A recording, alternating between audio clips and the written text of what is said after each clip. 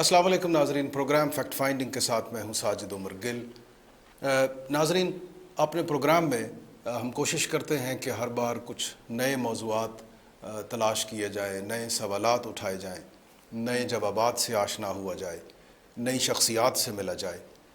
آج ایک ایسی شخصیت میرے اسٹوڈیوز میں مہمان ہیں جنہیں عالمگیر شہرت حامل ہیں۔ وہ وزیر خارجہ رہے پاکستان کے، وفاقی وزیر تعلیم رہے، وفاقی وزیر رہے اکنامک افیئرز کے، پلاننگ کمیشن کے چیئرمین رہے۔ ایک طویل لسٹ ہے ان کی سیاسی اور علمی اور سماجی کنٹریبیوشنز کی۔ آج ہم کوشش کریں گے کہ ان تمام حوالوں سے اپنی گفتگو میں احاطہ کریں وہ ساری باتیں جو گزرا ہوا ایک ماضی ہے سردار آصف احمد علی صاحب کا، جس کا تسلسل ابھی قائم ہے۔ ابھی سردار آصف احمد علی صاحب بھرپور جذبے اور توانائی سے عوام الناس اور ملک عزیز پاکستان کی خدمت پر اپنے آپ کو معمور کیے ہوئے ہیں۔ سردار صاحب، میں آپ کو بہت خوش آمدید کہتا ہوں۔ آپ کا بہت شکریہ، آپ نے ہمارے لیے وقت نکالا۔ آپ سے میں نے بہت سی باتیں کرنی ہیں آج۔ پہلی بات، آپ پاکستان سے لگ بھگ 7-8 سال بڑے ہیں۔ آپ 21 اکتوبر، اگر میں رانگ نہیں، 1940 پیدا ہوئے اسی شہر لاہور میں۔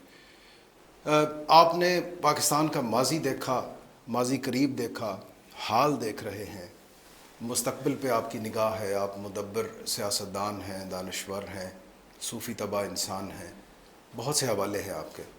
آپ آنے والے دنوں میں ماضی کے تقابل کو مد نظر رکھتے ہوئے پاکستان کو کہاں دیکھتے ہیں؟ شکریہ ساجد گل صاحب، آپ نے یاد فرمایا۔ تھوڑی سی ماضی کی بات اگر اجازت ہو تو کر لوں۔ بڑی قریب سے میں نے پاکستان کی جو ڈیولپمنٹ دیکھی، پولیٹیکل، اکنامک، سوشل، مورل، جو کچھ ہوتا رہا میں نے دیکھا پاکستان۔ مجھے وہ بھی دن یاد ہیں جب میں بہت چھوٹا تھا۔ میں قائد اعظم سے میں نے سر پہ پیار لیا ہوا ہے اللہ کے فضل سے۔ قائد اعظم تو اب دفن ہو چکے ہیں، ان کی سوچ بھی ہم نے برباد کر دی، ان کے نظریے کو بھی برباد کر دیا۔ باقی پاکستان بتدریج نیچے کی طرف جاتا نظر آتا ہے۔ مستقبل میں بھی؟ ماضی میں۔ اچھا، ماضی میں یہ نیچے جاتا رہا؟ نیچے کبھی تھوڑی بریک لگ جاتی پھر نیچے۔ ہم نے خود اپنے ملک کو، ترقی تو ہوئی ہے، بے شک ہوئی ہے، مگر مادی ترقی کے ساتھ ساجد صاحب قومی نہیں بنتی جب تک اخلاقی ترقی نہ ہو، جب تک ذہن نہ بدلیں۔ لوگوں کی اگر ہم ڈیولپمنٹ چاہتے ہیں تو مائنڈ ادھر ہی کھڑی رہے تو ڈیولپمنٹ کیا ہوگی؟ بلڈنگ سے تو ڈیولپمنٹ نہیں ہو جاتی۔ تو میں نے بہت ریپڈ ایک ڈکلائن پاکستان کی دیکھی، بار بار، اور اس سے مجھے بڑا دکھ ہوتا تھا۔ میں ایک اپنے آپ کو دکھی انسان سمجھتا تھا، کیونکہ میرے سامنے سب کچھ ہو رہا ہوتا تھا اور میں بے بس تھا۔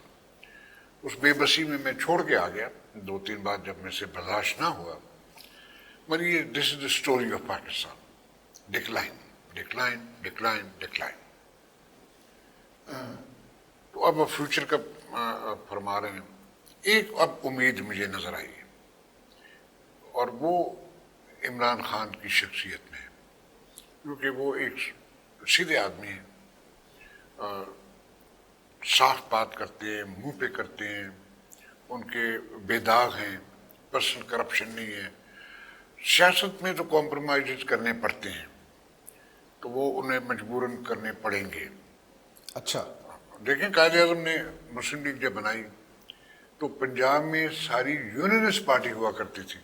جی، خضر یاتیمانہ جتنے مسلمان تھے پنجاب اسمبلی کے ایم ایل ایز، وہ سارے کے سارے ہی یونینسٹ پارٹی میں تھے۔ پھر قائد اعظم نے انہیں اپروچ کیا اور انہیں پاکستان بنانے کا تصور انہیں پیش کیا، اور وہ قائل ہوئے، اور پھر وہ یونینسٹ پارٹی مسلم لیگ بن گئی۔ یہ ایک پروسیس ہے، اس سردار میں صاحب، بری مسلم بات لیگ کا نہیں۔ ذکر آ رہا ہے، یونینسٹ پارٹی کا ذکر ہے، مجھے یاد پڑتا ہے جب پاکستان کے حوالے سے قرارداد پنجاب اسمبلی میں پیش ہوئی تو آپ کے والد اور آپ کے چچا نے جی ایک نہایت اہم رول ادا کیا، چونکہ قرارداد وہ ایکول ہو گئی تھی ان نمبرز آف ووٹس، تو اس کے بعد آپ کے والد اور آپ کے چچا نے انٹروین کیا، محنت کی، کنونس کیا، اور آپ نے ویٹو ووٹ اسپیکر کا لیا، جی چنانچہ یہ قرارداد یہاں بالکل جی، کامیاب ہو بالکل گئی۔ بالکل یعنی پنجاب کو پاکستان میں شامل کرنے کے لیے جو تگ و دو تھی وہ آپ کے بڑوں نے کی، جی۔ میں اور وہ چاہوں مسلم لیگ کے پلیٹ فارم سے جناح صاحب جی ہاں قبلہ رحمۃ اللہ بالکل علیہ کے حوالے سے آپ مسلم لیگ میں بھی رہے، ہاں جی آپ پیپلز پارٹی میں بھی رہے، آپ پی ٹی آئی میں گئے، پی ٹی آئی چھوڑ دی، اب پھر پی ٹی آئی کے اہم رہنما ہیں، آپ پرماننٹلی مسلم لیگ میں کیوں نہ ٹک پائے؟ جی، پرماننٹ مسلم لیگ ختم کر دی گئی۔ اوکے، اب جو مسلم لیگ بہت سی ہیں، اور جو سب سے بڑی ہے وہ نون لیگ ہے۔ یعنی وہ ساجد صاحب، وہ تو ایک بزنس ایمپائر ہے۔ مسلم لیگ نون، وہ تو بزنس ایمپائر ہے۔ دیکھیے اب میاں نواز شریف صاحب کے اوپر اقامہ چیزیں لگی، پناما کی شیل کمپنیاں اور یہ پراپرٹی جو ساری کی ساری پارٹی نے ڈیفینڈ کر لی۔ تو یہ ایک بزنس کارپوریشن کی انداز میں انہوں نے پارٹی کو چلایا۔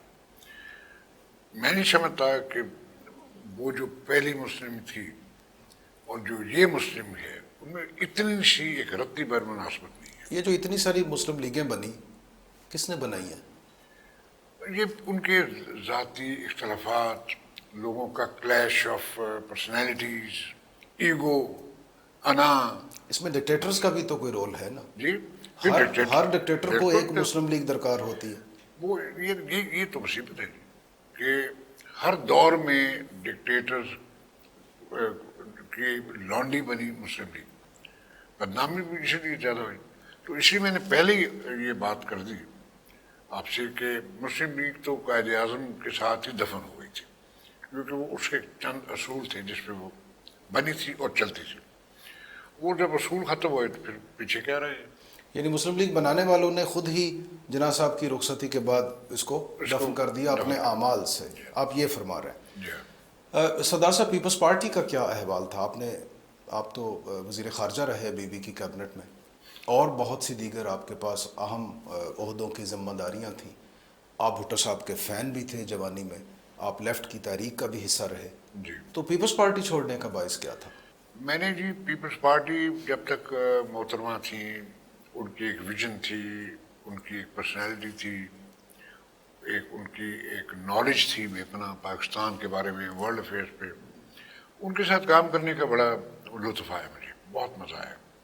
وہ سمجھدار تھیں، بات سمجھتی تھیں جلدی سے۔ اب وہ تو شہید ہو گئی، اب جناب آ گئے زرداری صاحب۔ اب زرداری صاحب نے ایک سودا کیا۔ بزنس مینوں کا پرابلم یہ ہے، دیکھیں ڈونلڈ ٹرمپ دنیا کو برباد کر رہا ہے، وہ ڈیلیں کرتا پھرتا ہے۔ انہوں نے آ کے اپنی سیاسی ڈیلیں کی زرداری صاحب نے نواز شریف صاحب کے ساتھ۔ اس وقت میں نے چیختا چلاتا رہا میں کہ جناب آپ کی پارٹی تباہ ہو جائے گی پنجاب میں جو آپ کر رہے ہیں، کیونکہ آپ کی پارٹی کا تشخص پنجاب میں یہی ہے کہ آپ ایک آمرانہ پارٹی جو کہ نون لیگ آرمی کی پیدا کی ہوئی ہے، اس کے مقابلے میں آپ کھڑے ہیں، ضیاء الحق کی بنائی ہوئی پارٹی کے خلاف آپ سٹرگل کر رہے ہیں، جدوجہد کر رہے ہیں۔ جب یہ چیز آپ نیچے اس طرح نکال دیں گے تو آپ کا سارا سٹرکچر پنجاب میں وہ کولیپس کر جائے گا۔ ایک بات نہیں سنی، کیونکہ انہوں نے ان کے اپنے انٹرسٹ تھے، اپنے مفادات تھے۔ سیاسی ضروریات نہیں تھی ان کی آپ کی رائے میں؟ کیا نہیں، کوئی سیاسی ضروریات نہیں تھی جناب، یہ صرف اور صرف اس لیے کیا گیا کہ وہ ایک بزنس مینٹیلٹی تھی ان کی۔ لیکن دیکھیے بزنس مینٹالٹی، انہوں نے یہ گجرات برادرز کو، پرویز الہی، شجاعت حسین صاحب کو، ان کو بھی اپنے ساتھ ملایا۔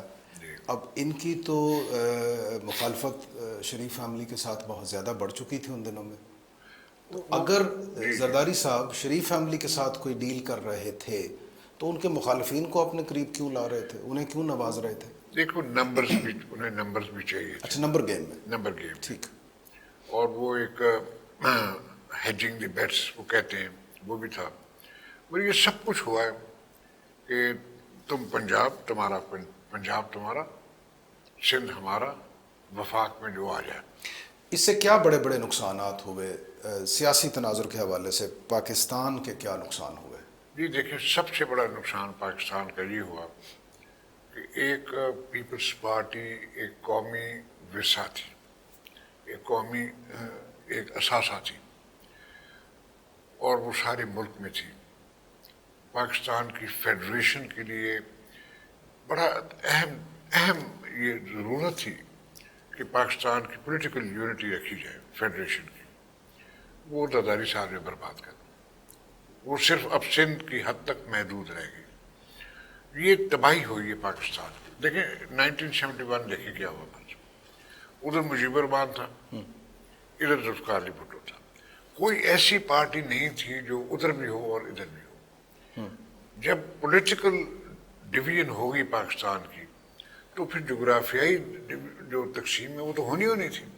یہ پاکستان کے جیسے آپ کہتے ہیں چہار اطراف و اکناف میں کسی پارٹی کو کیوں نہیں پنپنے دیا گیا، یا کیوں نہیں پنپ پائیں یہ پارٹیز؟ پیپلز پارٹی وہاں بھی ہو سکتی تھی، مجیب صاحب یہاں بھی ہو سکتے تھے، تو کیوں نہ ہوئے؟ بس وہ تو بڑے لمبا انالیسس ہو جائے گا، مگر حقیقت یہ ہے کہ اس سے اتنا نقصان ہوا کہ پاکستان ٹوٹ گیا. اب مجھے جو خوف زرداری صاحب پہ جو مجھے گلہ آتا ہے، بار بار آتا ہے، کسی حد تک غصہ بھی آتا ہے، میں ان سے لڑ کے چھوڑ کے آیا کہ انہوں نے بہت بڑا نقصان کر دیا. ایک نیشنل پارٹی تھی، اس کو انہوں نے ایک پروونشل پارٹی بھی نہیں رہنے دیا، ایک اندرون سندھ کی پارٹی بنا کے رکھ دیا. صرف نواز شریف کو فائدہ دینے کے لیے جو آپ ڈیل کی بات کر رہے ہیں؟ اپنے آپ کو فائدہ. وہ کیا بڑے مقاصد تھے ان کے تئیں؟ دیکھیں جی، اب وہ تو قصے ہیں ان کی کرتوتوں کے، میں ان میں سے نہیں ہوں جو کرتوت بیان. جی ٹھیک ٹھیک. وہ اب سب بہت سے پردہ نشینوں کا ذکر آ جائے گا اگر ہم اس تفصیل میں گئے. چلیے ہم آگے چلتے ہیں. آپ نے بے نظیر صاحبہ کے ساتھ زرداری صاحب کے بارے میں تو آپ بات کر رہے ہیں، نواز شریف صاحب کے ساتھ، بھٹو صاحب کے آپ جوانی سے فین تھے جیسے میں نے پہلے ذکر کیا، اب عمران خان صاحب کے ساتھ کام کیا. یہ پاکستان کی تاریخ کے جو چند بڑے نام ہیں سیاسی حوالوں سے، یہ وہ لسٹ ہے. ان میں سے آپ کس کو آپ سمجھتے ہیں کہ یہ ایک بہترین لیڈر ہے؟ یا دیکھیں اس وقت تو جو موجود ہیں، پہلے میں یہ کہہ سکتا تھا کہ بے نظیر سے زیادہ تجربہ کار اور علم رکھنے والی، اور ناٹ بھٹو؟ نہیں، بھٹو کا دور تو ہم سے پہلے کا تھا، ہم تو اسٹوڈنٹ سے زمانے میں. اوکے. اس کو تو میں اس وقت ٹاپ لیڈر پاکستان کا قائد اعظم کے بعد سمجھتا ہوں. ذوالفقار علی بھٹو کو ذوالفقار بھٹو قائد اعظم صاحب کے ساتھ بعد آپ سب سے بڑا لیڈر سب سے مانتے بڑا ہیں؟ ڈیمانڈ، اچھا. کیونکہ انہوں نے ایک بنیادی تبدیلی جو پاکستان کے عوام ہیں ان کے ذہن میں ایک بنیادی تبدیلی لائے تھے. ٹھیک. اور پھر پاکستان کو آئین دیا. بے پناہ ایک فرشتے پوری، ایک بریلینٹ آدمی تھے. مگر ان کے بعد میں سمجھتا ہوں کہ ایک اچھی لیڈر جو تھی وہ بے نظیر تھی. اوکے. اس نے وہ سیکھ گئی، میچور ہو گئی، اس میں علم بھی آ گیا، ٹھہراؤ بھی آ گیا، اور اسی وقت بیچاری کو شہید کر دیا گیا. اب جو اس وقت جو اسپیکٹرم نظر آتا ہے مجھے، اس میں اب صرف عمران خان صاحب جن کا پرسنل انٹیگریٹی مکمل ہے، ان میں کوئی ان کی انٹیگریٹی پہ، ذاتی انٹیگریٹی پہ کوئی شک نہیں کر سکتا. آپ یہ فرما رہے ہیں باوجود اس کے کہ جب آپ پہلی بار پی ٹی آئی میں آئے تھے تو خان صاحب کے رویے کی بنا پر آپ برگشتہ ہوئے، ناراض ہوئے اور آپ پارٹی چھوڑ گئے. پھر خان صاحب دوبارہ کچھ عرصہ پہلے آپ کے ہاں تشریف لائے اور وہ سب معافی تلافی اور معذرت ہوئی اور آپ کو انہوں نے پھر خوش آمدید کہا. تو آپ پہلے برے تجربے کو بھی مد نظر رکھتے ہوئے آپ یہ فرما رہے ہیں کہ عمران خان باوجود اس کے آپ سمجھتے ہیں کہ وہ ایک بڑا لیڈر ہے؟ دیکھیں وہ ایک میری ذات کا معاملہ تھا. اوکے. اگر میں اپنی ذات کے بارے ہی میں سوچتا رہوں تو پھر تو میری عداوتیں ساری عمر تک چلی جائیں گی. تو میں نے اس وقت بھی عمران خان صاحب کو چھوڑ دیا، کسی بارے میں نہیں گیا.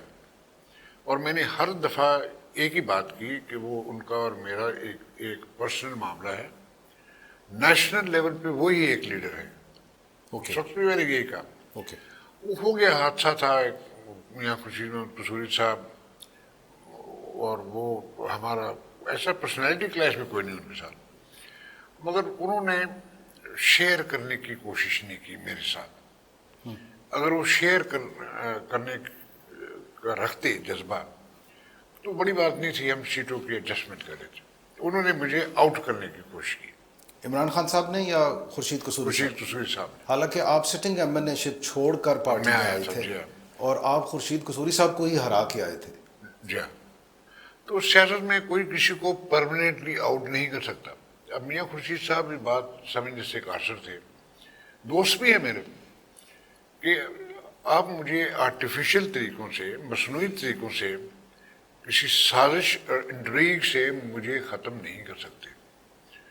میں ان کو ختم نہیں کر سکتا. ٹھیک. ختم کرنا ہے تو رب کی ذات نے کرنا ہے جس کو کرنا ہے. اور اس سوچ کے تحت انہوں نے مجھے آؤٹ منور کیا، انٹریگ کیا میرے خلاف. اور وہ بڑے آدمی ہیں، ان کے پاس بے پناہ دولت بھی ہے. میں تو غریب سا ایک ذمہ دار ہوں. ذمہ داروں کو حال تو برا ہی ہے آج کل، آپ بھی جانتے ہیں. تو میرے پاس وہ وسائل تو نہیں ہو سکتے نا. تو میں اس سارے انٹریگ کا میں ایک وکٹم بن گیا. چنانچہ اب آپ متفق ہیں اس پر کہ عمران خان ہی مستقبل کی ہوپ ہے اور آپ اس کے ساتھ ہیں؟ بالکل بالکل. میں اس وقت بھی ساتھ تھا جب میں ان کی پارٹی پارٹی چھوڑ میں گئے نہیں تھا. تھے. اچھا، گریٹ. ناظرین، ہماری گفتگو جاری ہے سردار آصف احمد علی صاحب سے. وقت ہوا ایک چھوٹے سے بریک کا، آپ ہمارے ساتھ رہیے.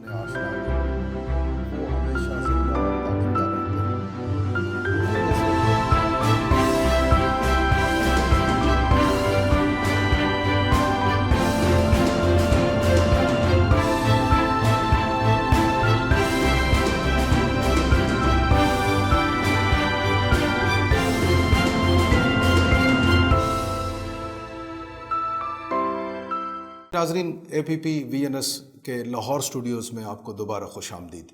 سردار آصف احمد علی صاحب کے ساتھ ہماری گفتگو جاری ہے پروگرام فیکٹ فائنڈنگ میں. سردار صاحب، بریک سے پہلے ہم اس نقطے تک تو پہنچ گئے کہ اب آپ کے فیورٹ جو لیڈر ہیں وہ عمران خان ہیں. جی. آپ نے ان کے بارے میں کچھ کہا کہ وہ کرپشن نہیں ہے، صاف دامن ہے، مگر ان کے حوالے سے بہت سارے چیزیں اسکینڈلائز بھی ہو جاتی ہیں.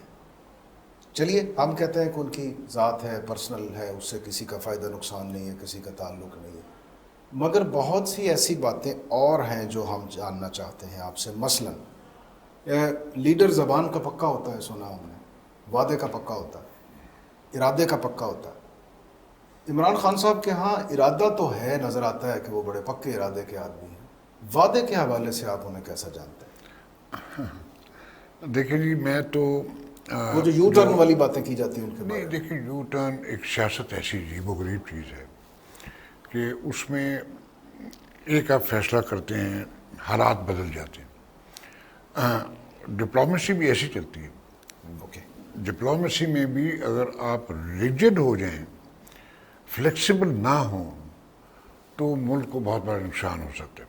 اور سیاست میں بھی آپ کو فلیکسیبلٹی رکھنی پڑتی ہے. دیکھیں، ایئر مارشل اصغر خان بہترین انسان تھے، builder of Pakistan. Air force ان کی جو سیاسی پارٹی تھی وہ منشور کے حوالے سے بہترین منشور اسے اور گردانا پرسنالٹی بھی ان کی ایک بہترین انسان تھے. پی آئی اے کو بلڈ کرنے والے، ایئر فورس کو بلڈ کرنے والے، بلڈر آف پاکستان. فیل ہو گئے سیاست میں کیونکہ ریجڈ تھے کہ میں نے بات کر دی بس ختم. اب سیاست میں یہ ممکن نہیں ہے، کیونکہ آپ انسانوں کے ساتھ دیکھیں. میں آپ کو سب سے بڑی مثال نبی کریم صلی اللہ علیہ وسلم، اس سے بڑھ کے تو کوئی نہیں ہو سکتے. دیکھیں، جو حدیبیہ کا جو معاہدہ ہوا ہے، آپ نے اتنی فلیکسیبلٹی دکھائی کہ آپ کے جو صحابہ تھے وہ بھی ناراض ہونے شروع ہو گئے کہ آپ نے کیا کیا. اور پھر آپ نے سمجھایا کہ آپ کو اس کے جو ثمرات ہیں ان سے وہ آپ کو سال 2 سال کے بعد ملے گے. تو ایک لیڈر کو فلیکسیبلٹی دکھانی چاہیے. اس فلیکسیبلٹی میں ایڈجسٹمنٹ ہر وقت ضروری ہوتی ہے. تو عمران خان صاحب اگر وہ کر رہے ہیں میں تو خوش ہوا اس بات پہ سن کے مگر کہ ان میں فلیکسیبلٹی آ رہی ہے. میں ٹھیک ہے اوکے فلیکسیبلٹی. یہاں میں آپ سے ایک اور بات ایک اور اینگل سے اس وقت جو آپ کی جماعت ہے پاکستان تحریک انصاف عمران خان صاحب کی لیڈرشپ میں نو ڈاؤٹ وہ اس وقت وہ بہت جاندار جماعت بن چکی ہے.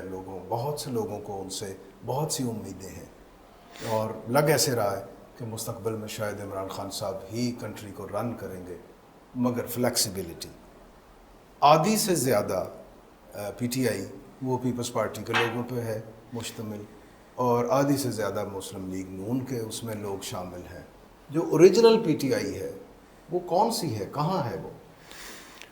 دیکھیں میں ابھی آپ کو مثال دے رہا تھا 1940 میں پنجاب سارے کا سارا یونینسٹ پارٹی تھا. ٹھیک. سارے کے سارے ہندوستان کے حق میں تھے کہ پاکستان نہیں بننا چاہیے.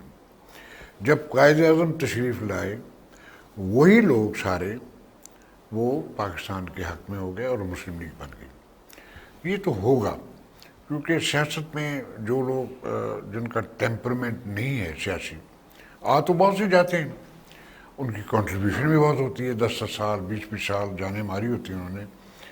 مگر وہ ایک الیکٹرل پالیٹکس میں وہ ایک ہی الیکشن تھا پاکستان کا 70 کا جس میں بالکل نئے لوگ آئے اور وہ ایک تحریک چلی تھی بہت بڑی تحریک تھی وہ جس کی گراس روٹ تک وہ چلی مڈل کلاس تک انٹلیکچوئلس تک لیبر تک ہر طبقہ اس میں تھا. وہ ایک ہی پاکستان کی تاریخ میں ایک ہی واقعہ ہے نہ اس سے پہلے کبھی ہوا ہے. قائد اعظم کے لیے وہ نہیں ہوا. قائد اعظم کو اتنی بڑی لیڈ نہیں ملی تھی ٹھیک ہے جو سرکاری بھٹو کو ہوئی تھی. اس کے بعد یا اس کے پہلے کبھی نہیں ہوا. تو وہ ایک تاریخی واقعہ تھا.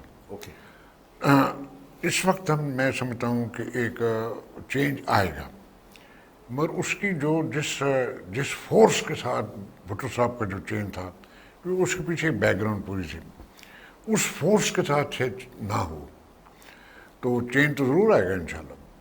اور اس میں جو لوگ تحریک انصاف کے جنہوں نے کام کیا ہے میں تو یہ ایڈوائز کروں گا خان صاحب کو کہ جب ان کی گورنمنٹ بنے تو جو ذہین لوگ ہیں انہیں اکوموڈیٹ کریں. کیا خان صاحب سنتے ہیں کسی کی؟ نہیں سنتے ہیں جی. میں تو بڑی اس لیے کہ وہ بھٹو صاحب کے بارے میں کہا جاتا تھا نا کہ ان کے سامنے کوئی بول نہیں پاتا تھا اور بیوی کسی کی سنتی نہیں تھی.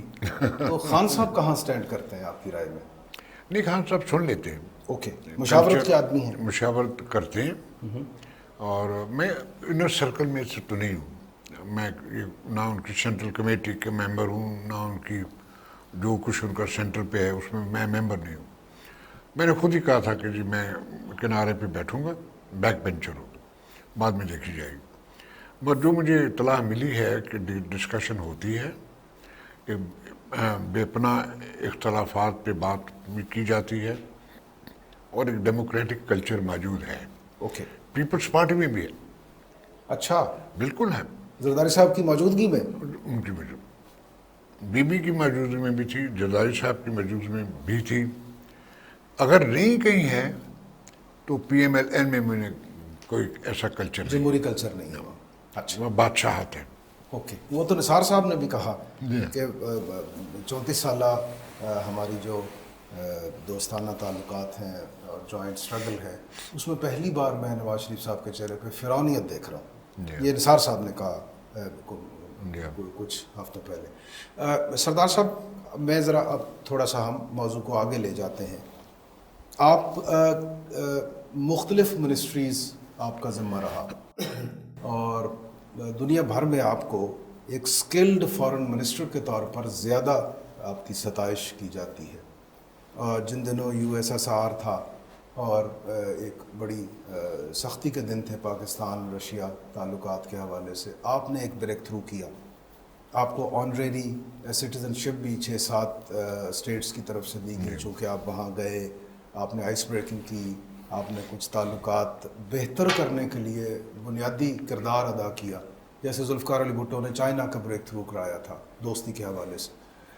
میں فارن پالیسی آف پاکستان عموماً لوگ کہتے ہیں جی وہ تو جی ایچ کیو کے پاس ہے، انڈو پاک ریلیشن شپ ہے جیسے. آپ کیا کہتے ہیں ایک مدبر کے حوالے سے پاکستان کی فارن پالیسی کیسی ہونی چاہیے؟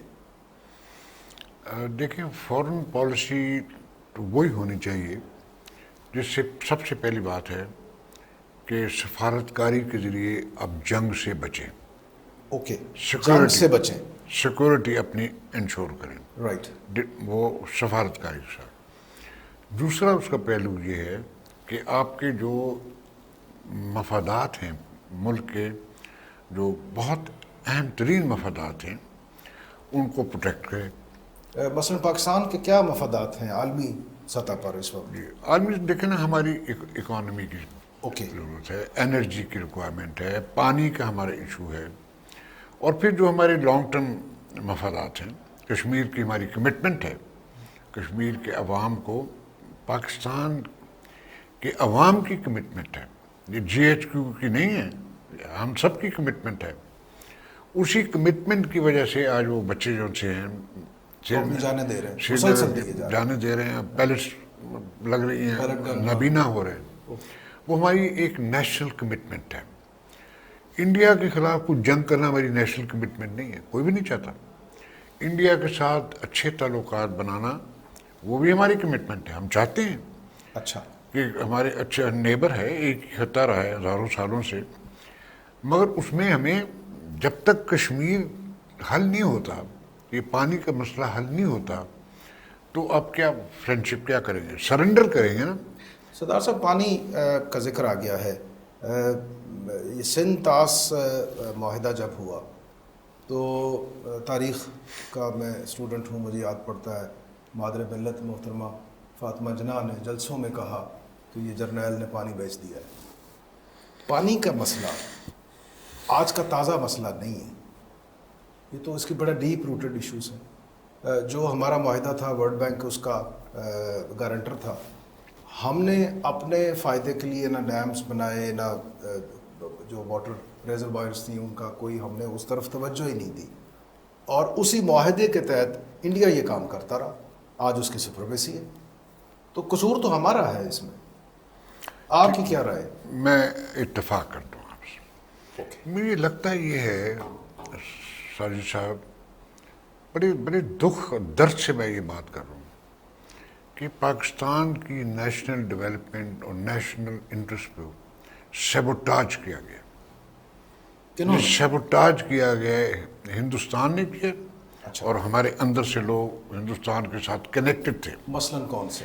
اب میں نام نہیں کوئی لے سکتا، اچھا، کوئی کیونکہ سیاسی پھر میں جماعتیں تھیں، عدالت کوئی میں شخصیات تھیں، یا کچھ ٹیکنیکل لوگ تھے، اوکے، انہوں نے سیبوٹاج کیا. اوکے. دیکھیں بغلیار ڈیم 85% بن چکا تھا، جی، اور ہمیں خبر ہی نہیں تھی. پاکستان کی نہیں خبر تھی، مگر جو انچارج تھے جو صاحب، انہوں نے ایک خط تک نہیں لکھا اعتراض کا.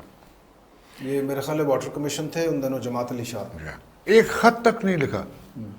اور اس ٹریٹی، اب ٹریٹی پڑھیں، اس میں سیکشن 10 ہے جس سے آپ انسپیکشن کر سکتے ہیں، ٹریگر کر سکتے، انٹرنیشنل انسپیکشن. جی، 3 اس میں شکے ہیں، اے بی سی. کسی کے تحت آپ کسی اسٹیج پہ بھی ایک خط بھیج دیتے، پوسٹ ہی کر دیتے، انٹرنیشنل انسپیکشن ہو جاتی. وہ اس اسٹیج پہ ہو سکتی تھی جب انہوں نے اس کی فیزیبلٹی شروع کی، جب انہوں نے اس کے ٹینڈر نکالے، جب انہوں نے اس کی کنسٹرکشن شروع کی. ارلی سٹیجز پہ یہ نہیں. ہر اسٹیج پہ آپ کر سکتے تھے، ٹھیک ہے. اب نہیں کیا. وہ تو ورلڈ بینک بھی اب ہمیں یہی کہتا ہے کہ تم لوگوں نے اپنا حق استعمال نہیں کیا، انڈیا یہ کا. تو پاکستان کے اندر سے ہمارے دشمن ہیں. تو یہ جو دشمن ہیں دیکھیے نا، ان کی نسلیں تو یہیں رہنی ہیں. خدا نخواستہ پاکستان بنجر ہو جائے، سیراب نہ رہے، زرخیز نہ رہے، تو انہی کی نسلیں یہاں موجود، وہ بھی تو یہ صعوبت برداشت کریں گی. انہیں کیسے سمجھایا جائے کہ دیکھو یہ جو چھاؤں ہے، یہ چھاؤں بھرا درخت ہے پاکستان، اس کی چھاؤں میں تم بیٹھے ہو، اس کا نقصان نہ کرو. انہیں کیسے؟ یہ کوئی سیاسی طریقہ ہوگا، کوئی سماجی طریقہ ہوگا، کوئی تبلیغی طریقہ ہوگا، کیا ہوگا سردار صاحب؟ شاہد صاحب دیکھیں، بدقسمتی ہے خاص طور سے مسلمانوں کی. ہمارے ہاں ہی میر جعفر اور میر صادق ہوتے، ہر دور میں رہے. ہر دور میں رہے. ہمارا تو گھر سے گھر کو جلا دیا، گھر کے چراغ اس گھر کو آگ لگ گئی گھر کے چراغ سے. گھر سے. ہمیں تو ہمارا تو المیہ یہی ہے. پاکستان کا سب سے بڑا دشمن پاکستانی ہے. ناٹ آل، سم پاکستان. نہیں، پاکستانیوں میں پاکستان کے حکمران سب طبقے سے کی بڑے، آپ بات کر رہے ہیں. عوام تو بیچارے پس رہے ہیں جی. نہیں، عوام نے کیا دشمنی کرنی میں پاکستان عوام سے؟ کی بات نہیں کر رہا. حکمران طبقہ یا پاکستان مقتدر کے حلقہ جو ہے. اندر سے ہی دشمن ہے پاکستان. جو ہمارے باہر کے دشمن ہمارا کچھ بھی بگاڑ سکتے اللہ کے فضل سے، اندر سے ہمیں نقصان پہنچائے گے بار بار بار یہ بار. بڑی تلخ اور افسوسناک بات ہے. بڑے دکھ سے مجھے کہنا پڑتا ہے. میں جب دیکھتا ہوں پاکستان کے حالات اور جیسے جیسے ہمیں برباد کیا گیا، ہمارے ہی لوگ تھے جنہوں نے ہمارا نقصان کیا. ان میں سے میں ضیاء الحق کو بھی ایک سمجھتا ہوں، مشرف کو بھی ایک سمجھتا ڈکٹیٹرز ہوں. کا بڑا بدترین کردار رہا پاکستان کی تاریخ میں. پاکستان کو لیکن برباد کرنے میں سیاچن میں ڈکٹیٹرز کے فیصلے جی، یہ سیاہ حرفوں سے لکھے جانے کے لائق ہیں. میں ایک دفعہ اس کی سزا بھگتیں گے ہم بہت طویل عرصے تک. ایک چھوٹی سی آپ کو میں واقعہ سنانا چاہتا ہوں، اجازت ہو تو. اب بریک نہ لے لیں چھوٹی سی، میرا پروڈیوسر مسلسل مجھے ڈانٹ ڈپٹ کر رہا چلے ہے. ناظرین، سردار آصف احمد علی صاحب سے ہماری گفتگو ہے. مختلف موضوعات کا ہم احاطہ کرنے کی مختصر وقت میں کوشش کر رہے ہیں. سردار صاحب سے گفتگو کرنا ایک اعزاز کی بات ہے. ہم بریک کے بعد اس کو جاری رکھیں گے. آپ ہمارے ساتھ رہیے.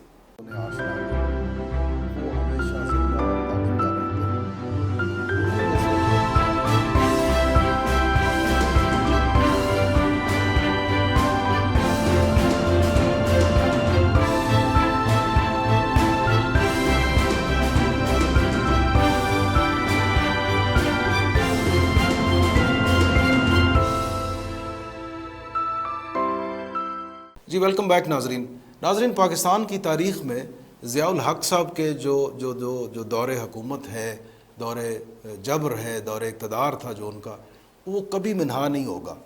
آج بھی سردار آصف احمد علی صاحب سے گفتگو کرتے ہوئے انہی کا ذکر بیچ میں آ گیا ہے. ہم اس حوالے سے دو چار باتیں اور کر ہی لیں تو اچھا ہے تاکہ تاریخی طور پر ریکارڈ درست رہے. سردار آصف احمد علی صاحب، آپ ضیاء الحق صاحب کے بارے میں آپ فرما رہے تھے کہ وہ آپ کی رائے ہے کہ بڑا بدترین دور تھا، اور کچھ واقعہ آپ بتا رہے تھے بریک سے پہلے، وہ کیا ہے؟ دیکھیں، ان کو تو وردی میں ہے تو قومی سلامتی کا، نیشنل ڈیفنس کا تو ان کے ذمہ ہے. جی پھر وہ وردی میں ڈکٹیٹر بھی تھا. میں گیا جی بچوں کو لے کے سکردو. اوکے. انہیں پہاڑوں پہ مجھے پرانا شوق ہے. جب میں سکردو آیا تو کوئی ہیلی کاپٹر آرمی کا کوئی لینڈ کر رہا ہے، کوئی ٹیک آف کر رہا ہے، ٹرک آ رہے ہیں جا رہے ہیں، تو چھاؤنی سب کو نظر آتی ہے. میں نے کچھ لوگوں کو پوچھا، میں کہ یہ کیا ہو رہا ہے یہاں؟ ایمبولینسز ہیں. تو ان کے جی آپ کو نہیں پتا؟ میں کہ نہیں، یہ تو بہت زبردست جنگ ہو رہی ہے سیاچن میں، اور سیاچن گلیشیئر کا بہت سا بڑا علاقہ وہ ہندوستان سردیوں میں لے گیا، اور یہ جا کے لڑ رہے ہیں، اور جوان شہید ہو رہے ہیں، افسر شہید ہو رہے ہیں. مجھے بڑا تعجب ہوا. اب میں واپس آیا، بائی روڈ میں گیا ہوا تھا، بائی روڈ واپس آیا. پہلا کام میں نے اسلام آباد میں پریس کانفرنس کی، راول پنڈی پریس کلب میں. ان دنوں آپ کس جماعت کے ساتھ تھے؟ کوئی کسی بھی نہیں تھا. مارشل لا میں کیا جماعت اور کیا ہے پارٹی تو کیا اسمبلی، کچھ بھی نہیں تھا. میں نے پریس کانفرنس کی. میں نے کہا پاکستان کا بہت بڑا علاقہ وہ ہندوستان نے قبضہ کر لیا، اور وہاں ایک جنگ ہو رہی ہے. دوسرے دن ضیاء الحق کا بیان آیا کہ ہاں وہ کچھ ریگستان تو نہیں ہے، اسے ڈیزرٹ، سنو اور آئس کی ڈیزرٹ ہے جہاں ایک گھاس کا تنکا بھی نہیں اگتا، وہ لے گئے تو کیا فرق پڑتا. پھر ایک دم قوم میں شور آیا. وہ پھر کئی سال ہم جنگ لڑتے رہے. وہ بالا کوٹ سے مجھے یاد پڑتا ہے، ایک ان کے کیبنٹ میں شامل تھے ضیاء الحق صاحب کی، جو امور کشمیر کے وفاقی وزیر تھے ان دنوں میں. انہوں نے یہ کہا کہ وہاں تو گھاس بھی نہیں اگتی. نہیں ضیاء الحق نے کہا. اچھا، ضیاء الحق صاحب نے بھی کہا. ٹھیک. پھر میرا اختلاف افغانستان پہ ہوا. میں نے قومی اسمبلی میں 85 میں سب سے پہلے اسپیچ فارن پالیسی پہ مجھے کہا گیا اسپیکر صاحب نے، صاحبزادہ یعقوب علی خان صاحب کے بعد.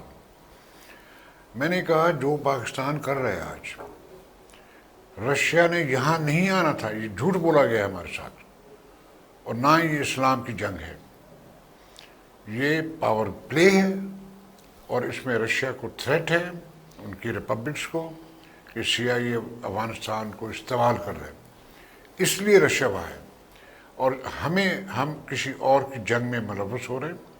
اور میں قومی اسمبلی سے یہ بات کہنا چاہتا ہوں، پرائم منسٹر وہاں بیٹھے تھے جنیجو صاحب، کہ ہم آئندہ اپنی نسلوں کے لیے ٹائم بام ہم بو رہے ہیں، اور یہ ہر نسل کے لیے ٹائم بام ہوں گے، تو خدا کے لیے اس جنگ سے نکلیں آپ۔ بڑا برا بھلا کہا گیا ساجد صاحب مجھے، آپ کو؟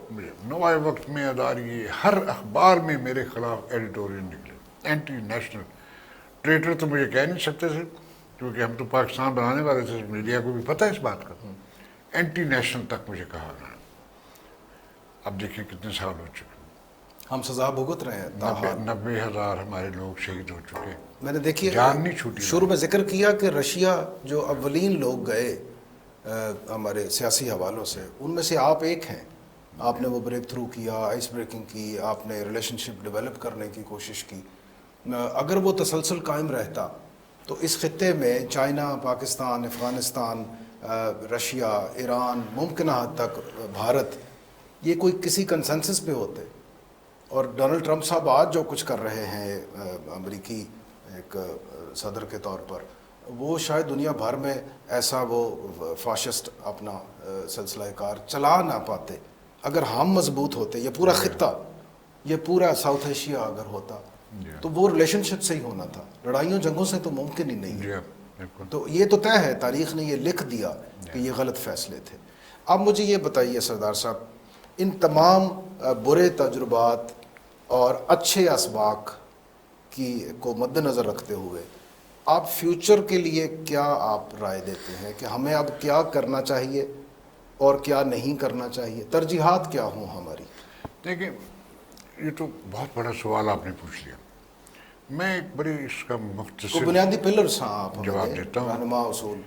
اگر مجھے پاکستان کے مستقبل کے اوپر یقین نہ ہوتا کہ پاکستان ایک دن ایک بہت عظیم ترین، مضبوط ترین ملک بن کے ابھرے گا، تو پھر میں سیاست میں اس طرح، جسے پنجابی میں کہتے ہیں، کھجل خوار نہ ہو رہا ہوتا۔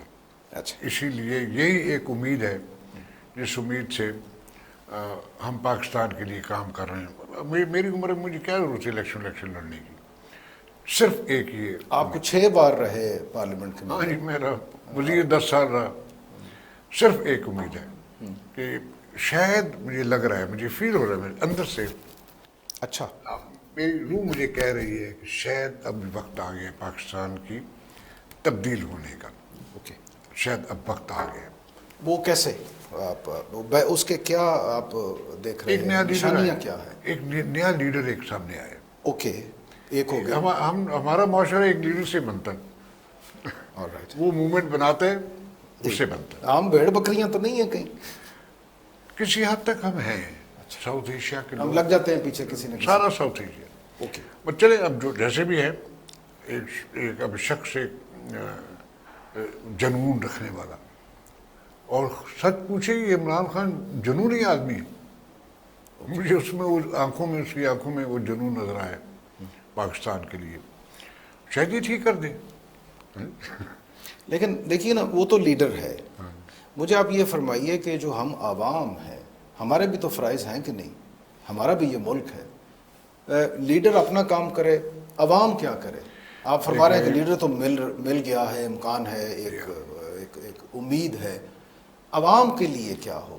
دیکھیں، عوام کو اب ایک فیصلہ کرنا ہے اگلے ماہ، عوام سٹیٹس کو ریجیکٹ کر دے، اوکے، جمود کو ریجیکٹ کریں، رائٹ، امید کو ووٹ دیں، اوکے، اللہ کرے وہ امید پوری ہو، نہ بھی ہو تو یہ ایک رسک لینا پڑے گا نا، یہ تو ایک چانس ہمیں لینا چاہیے اور لینا پڑے گا۔ اور اگر بیک فائر ہو گیا تو پھر قسمت پاکستان کی، اب یہ قسمت کی جو بات ہے، یہ پھر مجھے ہم کیا کر سکتے ہیں؟ پھر اسی ڈگر پہ چلے گا، چلتا رہے گا۔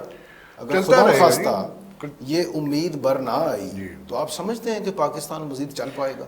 ڈوبتا جائے گا۔ خاکم بدہن میں بڑے اس ڈر کے وقت کہہ رہا تو ہوں۔ ہم قرضوں کے بوجھ کے تحت ڈوب رہے ہیں، اور پانی کا مسئلہ، یہ مسئلہ، مسئلے رہیں گے، کوئی چیز حل جی نہیں 65 سالوں میں جتنا قرضہ پاکستان پر تھا، یہ گزشتہ 5 برسوں میں مسلم لیگ کی جو حکومت تھی انہوں نے اس سے کہیں زیادہ کر دیا، 90 محض ارب 5 ڈالر، سالوں میں۔ 90 ارب ڈالر۔ اب وہ پیسہ کہاں جاتا ہے؟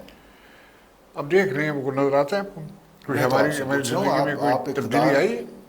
کے ایوانوں میں آپ رہنے والے شخصیت ہیں، آپ بتائیے وہ جو پیسہ باہر سے آتا ہے، جو میری محنت کی خون پسینے کی کمائی سے جو ٹیکس کٹتا ہے، جو میرا خون نچوڑا جاتا ہے، وہ اس قرضے کو واپس دینے کے لیے، لیکن جو پیسے آتے ہیں وہ مجھ پہ تو صرف ہوتے نہیں۔ اگر وہ پیسہ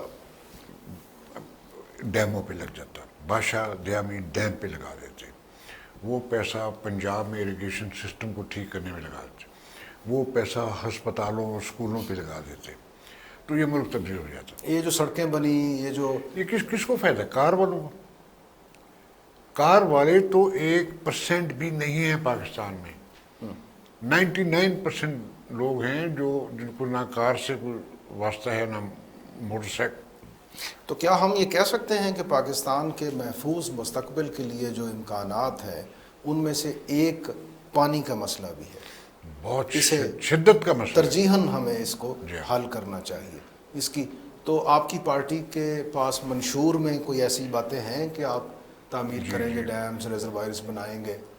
جی میرا خیال ہے ان کے پاس ٹیم ہے، خان صاحب کے پاس، میں بھی انہیں ایڈوائز۔ ہاں سب سوچتے ہیں اس حوالے سے؟ بالکل سوچتے ہیں، انرجی سیکٹر کو، اکانومی کو؟ بالکل بالکل بالکل، ان کی ٹیمیں بنی ہوئی ہیں، اور میں ان سے ملا بھی ہوں، اور ان سے میں نے گفتگو بھی کی ہے، ڈسکشن بھی کی ہے، اور سمجھدار لوگ ہیں، انشاءاللہ گائیڈنس صحیح دیں گے۔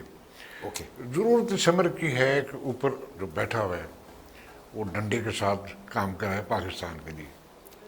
یہ فرمائیے سردار صاحب، آپ نے بہت سی میں نے ذکر کیا کہ مختلف سیاسی جماعتوں میں آپ نے زندگی اپنی گزاری، حب الوطنی کا فقدان بھی کہیں آپ دیکھتے ہیں ہمارے ہاں؟ جی بے پناہ، ہماری رولنگ ایلیٹس میں اچھا، پبلک ہماری تو بے پناہ محبت یعنی کرتی ہمارا ہے۔ حکمران طبقہ سارا۔ محب وطن نہیں ہوتا؟ نہیں، میں یہ تو نہیں کہوں گا، یہ فقدان ہے، کمی ہے ہمارے ان میں، وہ اپنے بارے میں سوچتے ہیں، ملک کا کم سوچتے ہیں۔ بس یہ نفسہ نفسی ہے۔ میں پاکستان دیکھیں، ہم مسلمان ہو کے تو اتنی زیادہ نفسیاتی قوم بن چکے ہیں، انا اور میں، نفسی پاکستان کی بربادی کر رہا ہے۔ اب کسی ادارے میں چلے جائیں، ٹرف وار ہو رہی ہے، بیوروکریٹ آپس میں جنگیں کر رہے ہیں، سیاستدان ان کی دھڑے بنے ہوئے ہیں، بینکنگ سیکٹر میں، ہر سیکٹر میں دھڑے بندیاں ہیں، نفسہ نفسی ہے، کوئی سوچ، نیشنل سوچ نہیں ہے۔ میں یہ نہیں کہہ سکتا کوئی نیشنل سوچ رکھے، ہماری ایلیٹ میں نیشنل سوچ نہیں ہے۔ یہ صاف دامنی، یہ کردار کی پاکی، یہ کیسے آئے گی؟ دیکھیں، بات تو اسٹارٹس فرام ون۔ اوکے، ہمارے مسلمانوں کے لیے تو خاص طور پہ یہ ایک میسج ہے، سبق ہے۔ ایک کو الف درکار ہے۔ ایک ٹھیک ہے، ایک الف درکار ہے، بس۔ اوکے، ایک اوپر سے لیڈر ہمارا ٹھیک کر دے، ٹھیک ہو، اور وہ غلطی بھی کرے گا، انسانوں یعنی آپ یہ فرما رہے ہیں کہ امام کا ٹھیک ہونا لازم ہے، نمازی چاہے میرے جیسے گنہگار بھی ہوں، ہم تو سارے پیچھے نماز پڑھنے والے ہیں۔ اوکے سردار صاحب، ایک ذاتی بات آپ سے میں نے پوچھنا ہے۔ برس ہاں برس گزر گئے آپ سے ملتے ہوئے، آپ سے رہنمائی لیتے ہوئے، بہت سے حوالوں سے جرنلسٹوں میں کچھ ایسے لوگ ہیں میرے جیسے بھی جو آپ کے معتقد ہیں، ہم آپ کی تعظیم کرتے ہیں، احترام کرتے ہیں۔ یہ جو آپ نے اپنا ایک پوسچر بنا رکھا ہے، یہ سفید پوشی، ایک ہی خاص طرح کے کف لنکس، ایک ہی طرح کا آپ کا، یہ کیوں ہے، کب سے قائم ہے اور کب تک رہے گا؟ آپ میں کوئی خاص بدلاؤ نہیں آیا وقت کے ساتھ ساتھ؟ ویسے ساجد صاحب، جب میں فارن منسٹر تھا تو مجھے مجبور کیا گیا کہ میں اپنا وارڈروب بناؤں، اور اللہ کے فضل سے جو میرا وارڈروب ہے وہ ایک قیمتی ترین اور بہترین وارڈروب ہے۔ سیول رو لندن کے کپڑے سلے ہوئے میرے پاس، مگر وہ قومی ضرورت تھی۔ میں یہ سادہ کپڑے اس لیے پہنتا ہوں کہ میری طبیعت میں سادگی ہے۔ یہ کوئی ایکٹ نہیں ہے، کوئی یہ ڈرامہ نہیں ہے، میری طبیعت میں میں سادہ انسان ہوں۔ اور میں سادگی پسند کرتا ہوں اور کوشش کرتا ہوں جھوٹ بھی نہ بولوں، اور میرے لیے اپنے نفس کے اوپر قابو کرنا ہمارے بزرگوں کی، ہمارے دین کا سب سے بڑا سٹرگل انسان کا اس کے اپنی ذات کے ساتھ ہوتا ہے۔ کل میں نے ایک چھوٹا سا واقعہ سنا، اگر ہے وقت؟ جی جی، 30 بسم اللہ سیکنڈ۔ بسم اللہ، آل یورس۔ کل میں قصور گیا، ایک نوجوان، بڑا خوبصورت نوجوان، پڑھا لکھا، کھاتا پیتا، سفید کپڑوں میں بیٹھا ہوا تھا۔ مجھے لگا یہ بیمار ہے۔ میں نے پوچھا تمہیں کیا مسئلہ، کیا ہے تمہیں؟ کہتے جی مجھے شوگر ہے۔ میں کتنی شوگر تم؟ کہتے جی 250 ہو جاتی ہے 300۔ میں تو دوائی ایک ہے کوڈائی میکرون۔ میں کہ تمہیں غلط ٹریٹمنٹ ہو رہی ہے، تمہیں تو انسولین بھی جانا پڑے گا، تم تو 25-30 سال کے تم بچے ہو، ہماری عمر میں ہم نہ بھی جائیں فرق نہیں پڑتا۔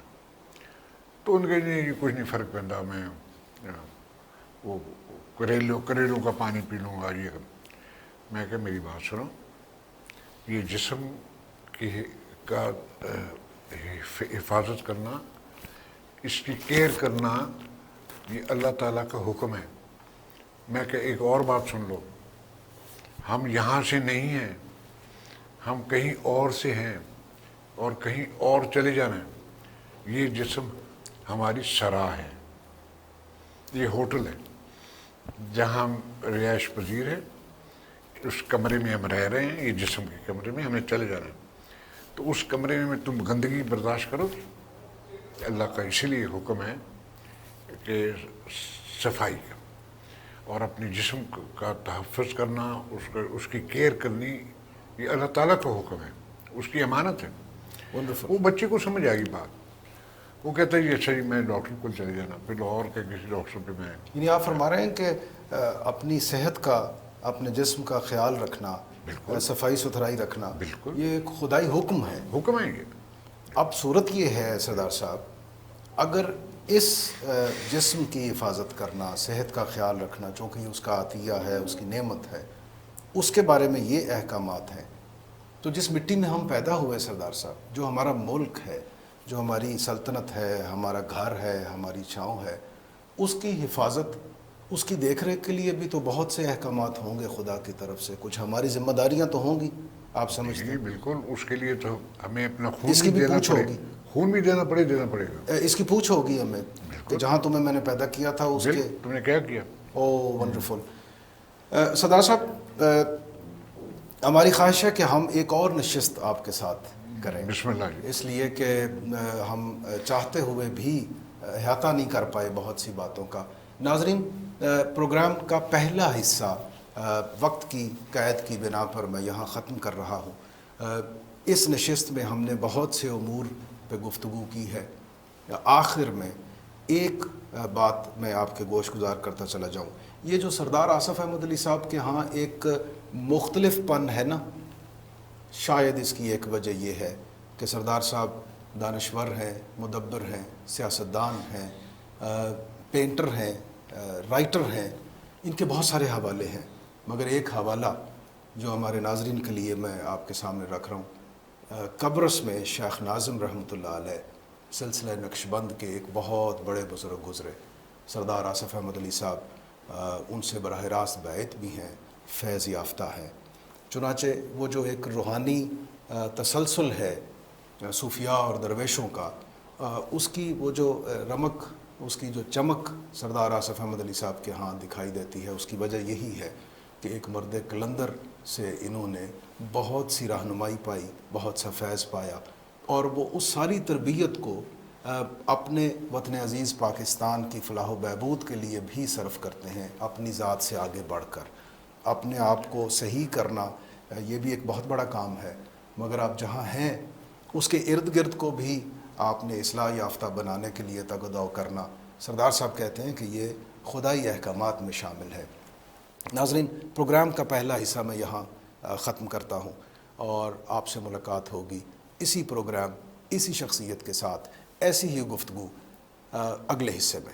آپ اپنا بہت خیال رکھیے گا۔ چلتے چلتے وہی دعا، میرا اور آپ سب کا خدا ہم سب کا نگران اور نگہبان رہے۔ پاکستان زندہ باد۔ وہ ہمیشہ